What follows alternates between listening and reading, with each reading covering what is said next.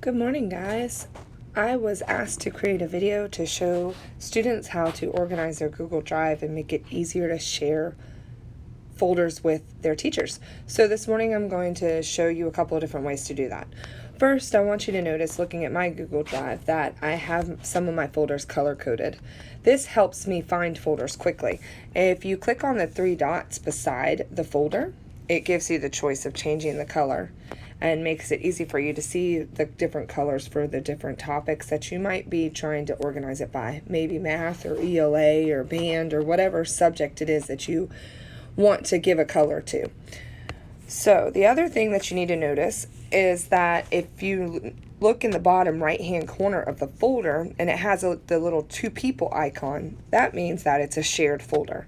Somebody else also has access to that folder, whether you gave it to them or they gave it to you. Now, you'll notice that most of my drive is in a folder. There's a couple things that are not. I like folders. They keep things organized. So I'm going to create a new folder. I'm going to hit the plus right here at the bottom, and I'm going to hit the folder button. My new folder is going to be titled Grants 2019 2020. And I'm going to create this folder. And it's going to put it in here alphabetically. Now, if you want to move something to the top, you'll notice that I use exclamation points and numbers because the computer will recognize those before it recognizes letters. So now that I have that folder, I'm going to come down here and I'm going to put this cover letter into the folder. So I clicked the three dots right here and I'm going to move it. I'm going to move it to my drive. And I'm going to put it in the folder titled Grants 2019-2020. And I'm going to move here. I'm going to do the same thing for this one because it's another grant letter. And I'm going to move it there. Now I think that is all the grants on this page.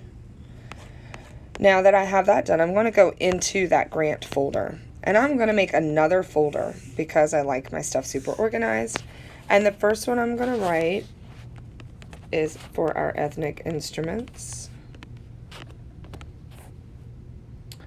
And then I'm going to write one for finding our inner voice.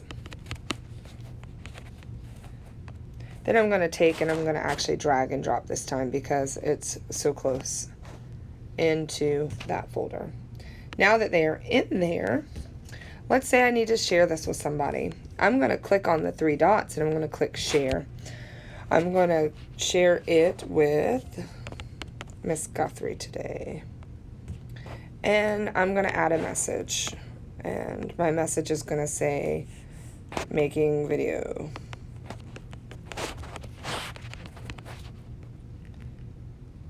For our students. That way she knows that I'm not just randomly sending her this folder. And she has editing rights to this now that I've given it to her.